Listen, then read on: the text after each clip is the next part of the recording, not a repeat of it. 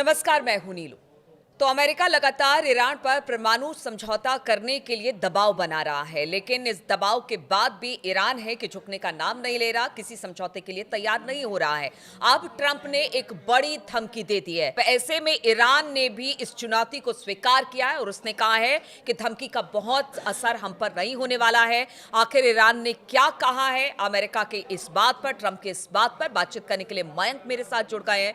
मयंक, एक बड़ी धमकी ट्रंप की तरफ से कि ईरान को बर्बाद कर दिया जाएगा, लेकिन अब ईरान ने कह दिया है कि हमें इस तरह की खोखली धमकी से बहुत ज्यादा असर हम पर नहीं होने वाला है। क्या कहा है ईरान ने और किस तरह की तैयारी के साथ वो इस धमकी को ट्रंप के ले रहा है? देखिए, ईरान की तरफ से क्या जवाब दिया गया ये बताने के पहले हम आपको ये बताते हैं अलग अलग सोर्सेस से जो खबरें आ रही हैं कि जैसे ही ट्रंप की ये धमकी सामने आई उसके फौरन बाद ईरान की जितनी अंडरग्राउंड मिसाइल्स हैं सब एक्टिवेट मोड में कर दी गई हैं। यानी जब जरूरत पड़ेगी तब ईरान मिसाइल्स लॉन्च करने की स्थिति में होगा चंद मिनटों के अंदर। तो ये ट्रंप का जो बयान आया है इसके बाद ईरान में जो डेवलपमेंट्स हुए हैं, हम आपको पहले से बता रहे थे कि खामेनी लंबे समय से युद्ध की तैयारी में जुट चुके हैं। खामेनी ये समझ चुके हैं कि हो सकता है ईरान पे हमला हो।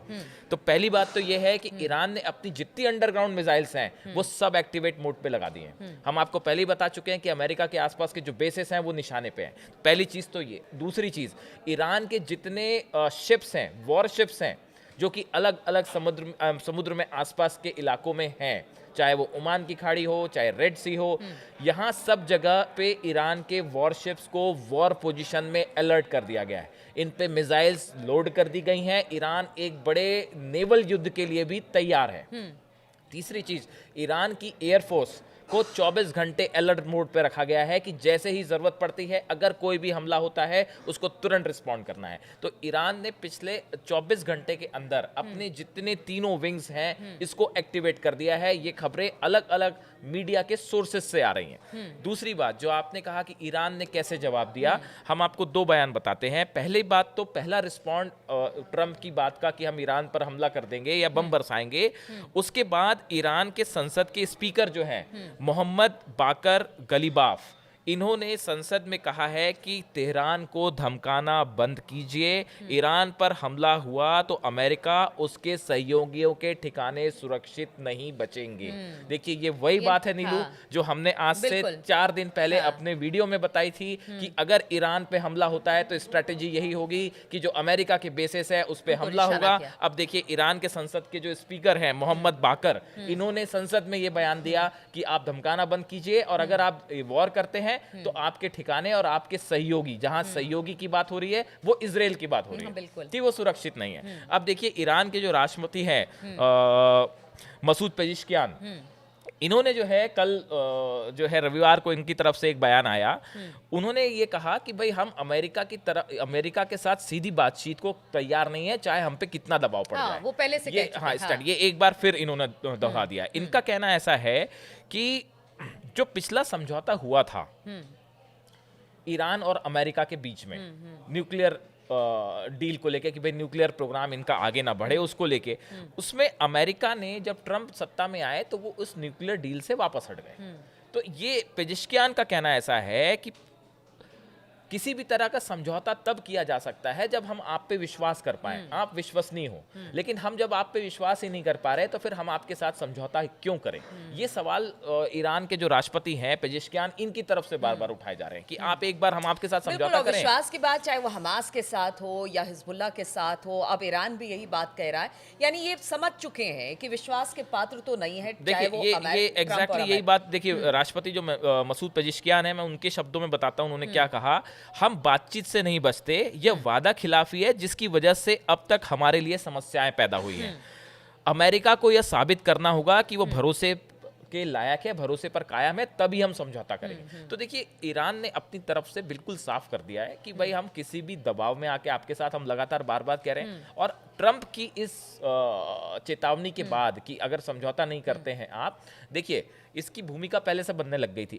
ट्रंप ने एक लेटर लिखा था, उसमें अपनी शर्तों के मुताबिक इस पे फौरन बातचीत शुरू करने के लिए कहा था। ईरान ने कहा था हम बातचीत करेंगे, बीच में हम तैयार हैं, मना नहीं किया ईरान ने, हम एक बीच में ओमान के जरिए या बीच में एक मध्यस्थ रख के हम बातचीत को तैयार हैं। लेकिन शायद ट्रंप ऐसा नहीं चाहते थे।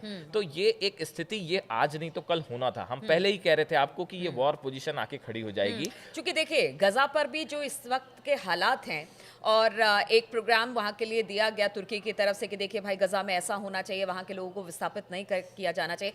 उसके बाद से ही हमने देखा कि बड़ी तेजी के साथ दोनों लेवल पे एक साथ काम हो रहे हैं। आपको समझने की जरूरत है, गजा में ट्रंप का जो प्लान था कि इनको यहाँ से हटाइए, वो वहां से हटाने के लिए ही ये जो हमले हो रहे हैं, या बंधकों की छुड़ाने के लिए हमले नहीं हो रहे। ये तो इंटरनेशनल लेवल पे बहुत सारे एक्सपर्ट्स मान रहे हैं। उनको भी पता है कि अगर इसी तरह से चीजें चलती रही तो सबसे बड़ा सपोर्टर ईरान है। बिल्कुल, अगर उसको टारगेट किया जाएगा, मतलब एक दूसरे इंटरकनेक्टेड। एक बड़े प्लान के तहत ये चीज हो रही है जो गजा में हमले हो रहे हैं वो, और जिस तरह से ईरान को न्यूक्लियर डील के लिए दबाव डाला जा रहा है। अब देखिए, अब इसमें है ना एक लेकिन बड़ी बात है कि ईरान अब वो ईरान नहीं है जो आज से कुछ सालों पहले था। सही बात। ईरान को तो कुछ लोग अब सुपर पावर भी मान के चलते हैं। और सबसे बड़ी बात है कि पुतिन जो है वो ईरान के साथ खड़े हुए हैं। और इनके हम बार बार दोहरा रहे हैं कि पुतिन और रूस और ईरान के बीच में स्ट्रैटेजिक पार्टनरशिप, हथियारों का आदान प्रदान जो है वो बड़े स्तर पे हो चुका है। चाहे वो डिफेंस सिस्टम हो,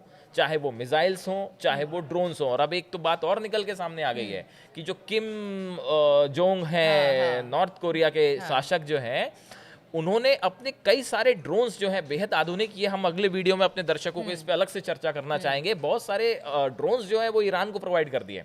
तो अगर ईरान पे कोई बड़ा हमला होता है तो देखिए रूस भी साथ खड़ा है, चीन भी साथ खड़ा है, और किम जोंग उन भी साथ खड़े हैं। तो ऐसी स्थिति में ईरान को आप कमजोर मान के तो नहीं चला जा सकता, ये बात तो अच्छा। और साथ ही साथ इतने बम बरसाए जाएंगे कि तहस नहस ईरान हो जाएगा।